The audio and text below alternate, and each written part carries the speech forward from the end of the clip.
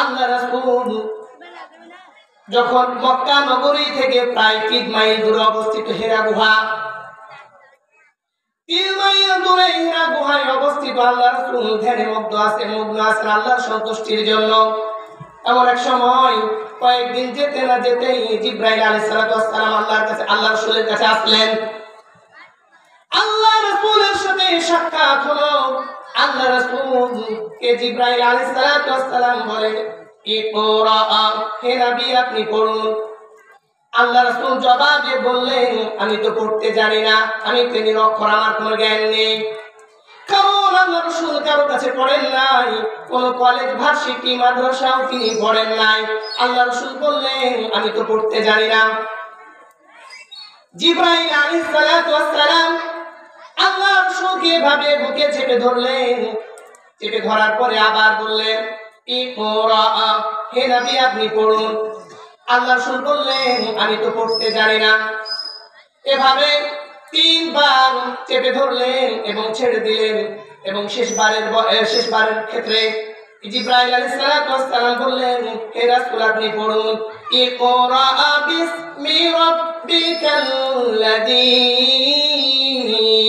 খলাক খলাকাল ইনসানা মিন আলাক ইকরা ওয়া রাব্বুকাল আকরাম الذي علم بالقلم। সূরাতুল আলাকের প্রথম 5টি আয়াত প্রথম অবতীর্ণ হলো। মহাগ্রন্থ আল কুরআনের প্রথম 5টি আয়াত সূরাতুল আলাকের 5টি আয়াত অবতীর্ণ হলো। আল্লাহ রাসূল ওই হেরা গুহা থেকে যখন বাড়ি ফিরে গেলেন, স্ত্রী খাদিজাতুল কুবরা রাদিয়াল্লাহু তাআলা আনহাকে বললেন, হে আমার স্ত্রী খাদিজাতুল কুবরাকে বলছেন, আমার তো জীবন চলে যাওয়ার আশঙ্কা হয়ে যাচ্ছে, ভয়ে তো আমার অন্তর কম্পন করে ওঠে। বিষয়টি আল্লাহ রাসূল খাদিজাতুল কুবরা রাদিয়াল্লাহু তাআলা আনহাকে বলা হলো। খাদিজাতুল কুবরা রাদিয়াল্লাহু তাআলা আনহা বিষয়টি শুনলেন। তারপরে খাদিজা রাদিয়াল্লাহু তাআলা আনহা বলেন, হে আল্লাহর রাসূল আপনার ভয় পাবার কোনো আশঙ্কা নাই। আল্লাহ রাব্বুল আলামিন আপনাকে কখনো ভয় দেখান না, আপনাকে কখনো অপদস্থ করতে পারেন না। কারণ আপনি তো আত্মীয় স্বজনদের সাথে ভালো ব্যবহার করেন, আপনি তো আত্মীয় স্বজনদের হক আদায় করেন, আপনি তো ফকির মিসকিনদের হক আদায় করেন, আপনি তো ইতিমদের সাথে সদ্য ব্যবহার করেন, আপনি তো বিধবাদের হক আদায় করেন, আপনি গরিব অসহায়দের হক আদায় করেন।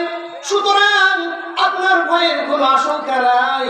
যখন ইতিপূর্বে আল্লাহ রাসূল যখন খাদিজাতুল কুবরা রাদিয়াল্লাহু তাআলা আনহাকে বলছেন, আমার শরীরের মধ্যে কম্পন সৃষ্টি হয়েছে, আমাকে চাদর দ্বারা ঢেকে দাও। আল্লাহ রাসূলকে চাদর দ্বারা যখন ঢাকা হলো, আল্লাহ রাব্বুল আলামিন সূরাতুল মুদ্দাসিরের মধ্যে আয়াত অবতীর্ণ করে দিলেন, ইয়া আইয়ুহাল মুদ্দাসির কুম ফাআনদির ওয়া রাব্বাকা ফাকাব্বির। আল্লাহ রাব্বুল আলামিন বলেন, হে ইয়া আইয়ুহাল মুদ্দাসির, হে বস্ত্র আচ্ছাদিত ব্যক্তি, হে চাদর দ্বারা আবৃতকারী ব্যক্তি, হে পোশাক পরিধানকারী ব্যক্তি, আপনি বসে থাকলে হবে না, আপনি ভয় পেলে হবে না, আপনি শুয়ে থাকলে হবে না।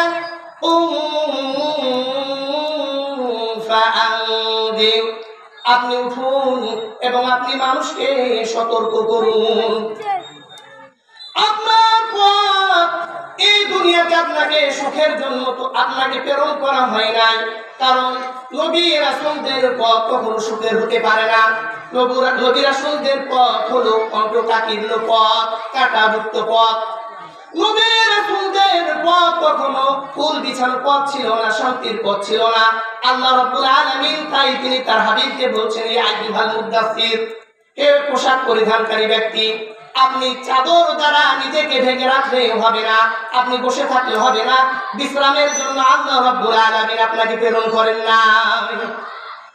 ওয়া রাব্বাকা ফাকাব্বির, আপনি আপনার রবের বড়ত্ব বর্ণনা করুন, আপনি আপনার রবের দাওয়াত সারা পৃথিবীতে ছড়িয়ে দিন।